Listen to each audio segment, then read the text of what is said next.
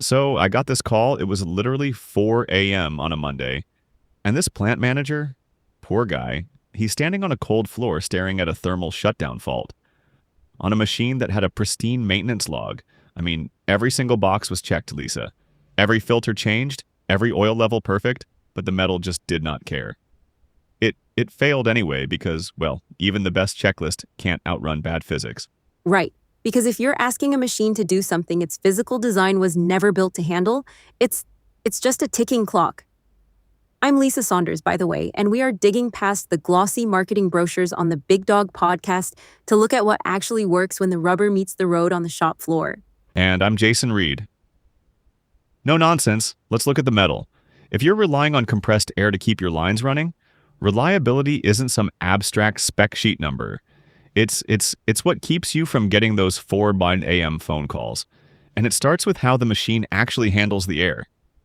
We are talking positive displacement versus dynamic, squeezing versus spinning. Okay, so let's unpack that. Squeezing is positive displacement, right? Like you have actual physical parts, rotors or pistons, that trap the air and physically force it into a smaller space. There's contact. And where there's contact, there's wear. Exactly. Take reciprocating compressors. It's a piston going up and down in a cylinder, just like a car engine. It's cheap, hits high pressures, but it's got rings, valves, bearings all wearing down under continuous load. Or even a rotary screw. You've got 2 helical rotors meshing together. They're great, they run 24/7, but they absolutely depend on a solid oil film to manage that friction. And then you have scroll compressors. Oh, the scroll. People love them because they're quiet, right? Like whisper quiet for point-of-use labs or dental offices. Quiet, sure.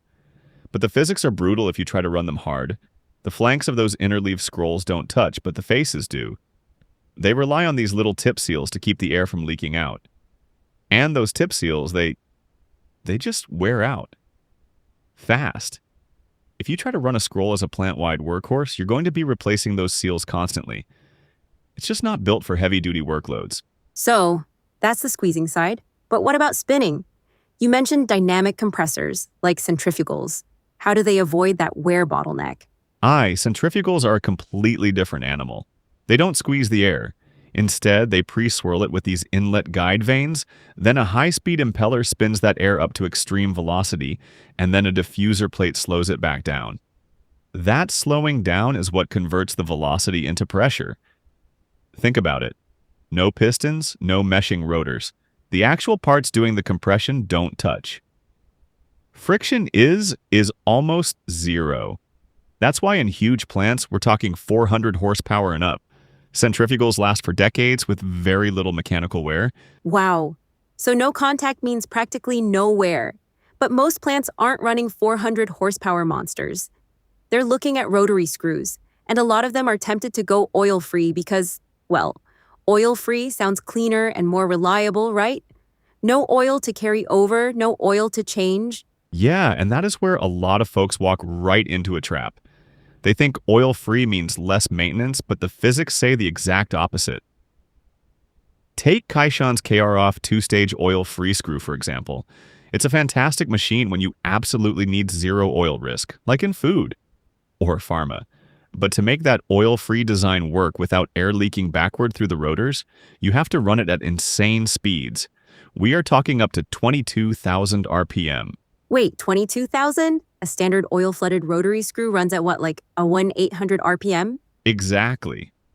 Roughly 1,800. So the oil-free unit is spinning 12 times faster. And because there's no oil to coat the rotors, the clearances have to be microscopic. Plus, you don't have oil absorbing the heat of compression, so the internal temperatures in those chambers skyrocket. High speed, tight clearances, and intense heat. That is a massive amount of mechanical stress on the bearings and the timing gears. It's Physics 101. Right. So you're trading oil management for high-strung, high-speed mechanics. So the takeaway here is, don't buy oil-free because you think it's low maintenance. You only buy it if your process, like electronics or food, absolutely demands high-purity air. Otherwise, an oil-flooded unit is going to be way more reliable and cheaper to run over its lifespan. Spot on. If you don't need to prove zero oil to a regulator, stick with oil flooded. It's just a gentler environment for the metal.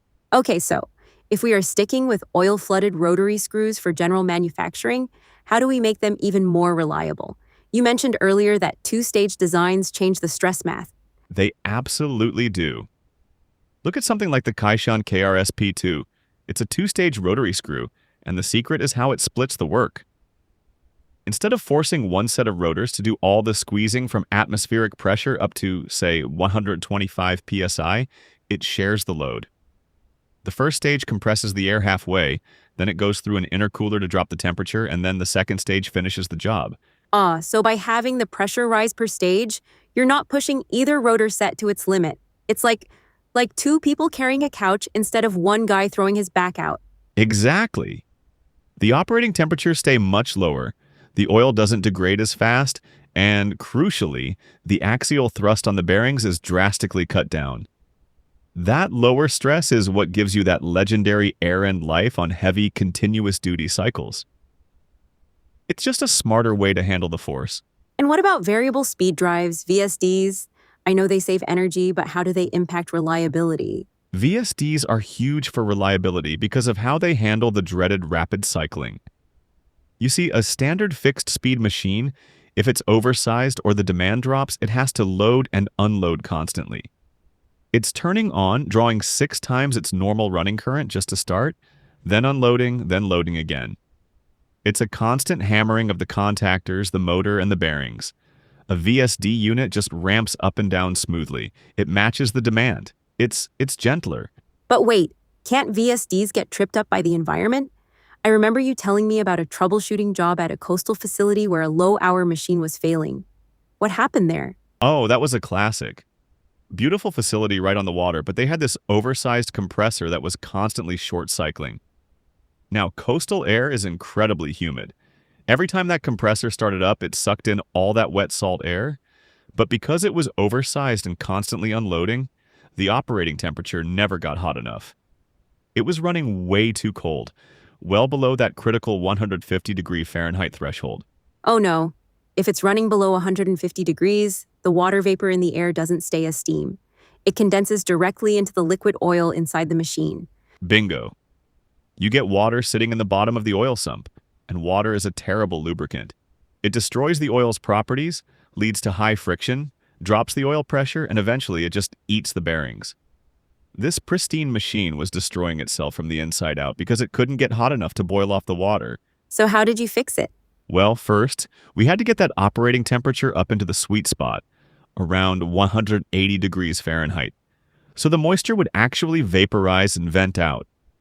Then we looked at the controls to prevent that cold short cycling, and we got them on a strict oil sampling schedule every 2,000 hours. If you catch water in the oil early, you can change it before it destroys your bearings. But it proves the point. The environment dictates how your machine behaves. Which is exactly why you can't just buy a compressor out of a generic corporate catalog and hope for the best. You need someone who actually knows your local climate. Absolutely. A local independent distributor is your real reliability lifeline. They aren't just selling you a box, they live in your town. If they put the wrong machine in a humid coastal environment or a dusty desert shop, they have to deal with the warranty calls for the next 15 years.